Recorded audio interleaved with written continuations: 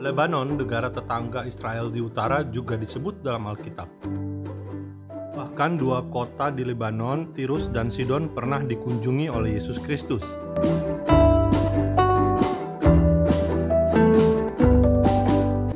Lebanon dalam bahasa Ibrani Levanon, dari akar kata Laban yang berarti putih, merujuk pada salju yang berwarna putih di puncak pegunungan Lebanon. Lebanon menjadi batas wilayah tanah perjanjian di bagian utara, yakni Gunung Lebanon dan Sungai Efrat. Saudara bisa membacanya dalam Ulangan 1 ayat 7-8.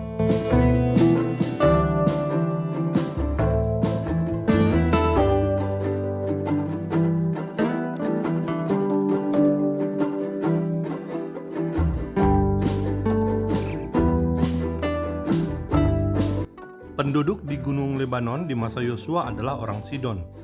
Dalam Yosua 13 ayat 6 dan 7 Tuhan berkata, "Semua orang yang diam di pegunungan, mulai dari Gunung Lebanon sampai ke Misrefot Maim, semua orang Sidon, aku sendiri akan menghalau mereka dari depan orang Israel. Hanya undikanlah dahulu negeri itu di antara orang Israel, yang menjadi milik pusaka mereka seperti yang pernah kuperintahkan kepadamu. Oleh sebab itu, bagikanlah negeri ini kepada suku yang 9 itu, dan suku Menasye yang setengah itu menjadi milik pusaka mereka."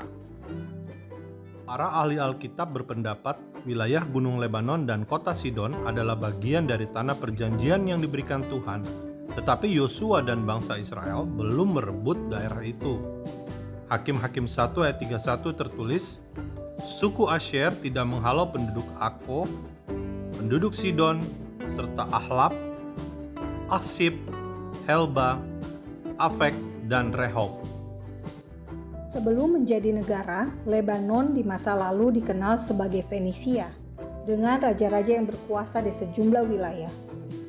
Hiram, Raja Tirus, muncul dalam Alkitab sebagai sekutu Raja Israel, Daud dan Salomo.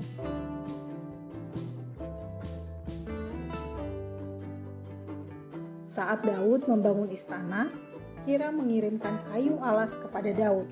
Sedangkan di masa Raja Salomo, kayu aras Lebanon dibarter dengan gandum dan minyak. Saudara bisa membacanya dalam 1 Raja-Raja 5 ayat 11. Raja Hiram juga mengutus seorang ahli bangunan yang cakap bernama Huram Abi.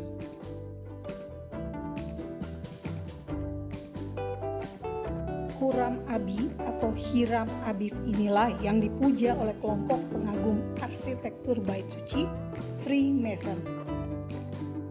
Kayu-kayu Lebanon tersebut dibawa ke Israel lewat laut. 2 Tawarikh 2 ayat 16 tertulis, "Dan kami akan menebang kayu dari gunung Lebanon sebanyak engkau perlukan, dan membawanya kepadamu dengan rakit-rakit melalui laut sampai ke Yafo, dan engkau dapat mengangkutnya ke Yerusalem." Yafo atau Jaffa adalah kawasan di Tel Aviv sekarang. Selain untuk bait suci Salomo, bait suci kedua yang dibangun Zerubabel juga menggunakan kayu aras Lebanon.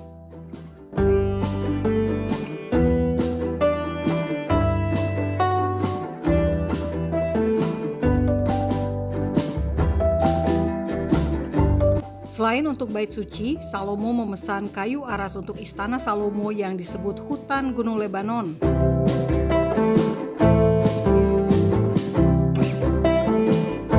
Raja Daud beberapa kali menyebut pohon aras di Lebanon dalam Mazmur. Contohnya Mazmur 92 ayat 12. Orang benar akan bertunas seperti pohon korma, akan tumbuh subur seperti pohon aras di Lebanon.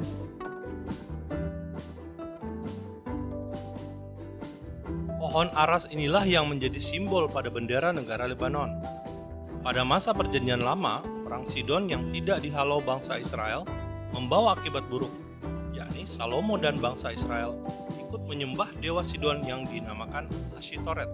Isabel yang hendak membunuh Nabi Elia adalah orang Sidon.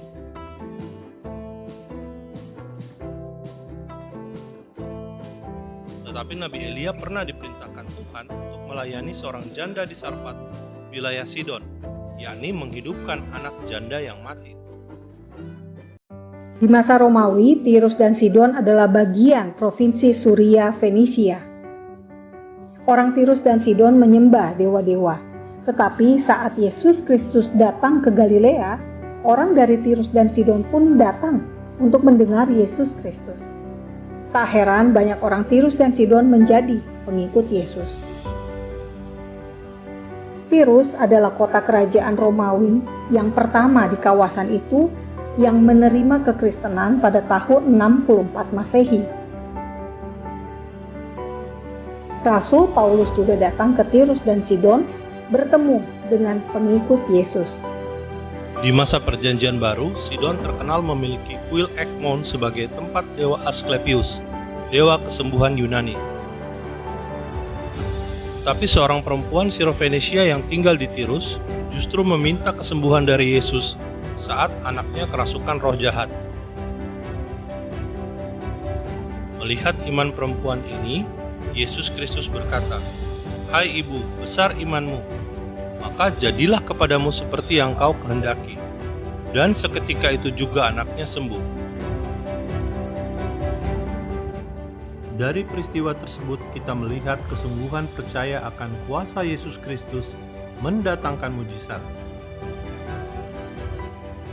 Fakta Israel percaya mujizat yang sama masih tersedia bagi Anda hingga hari ini.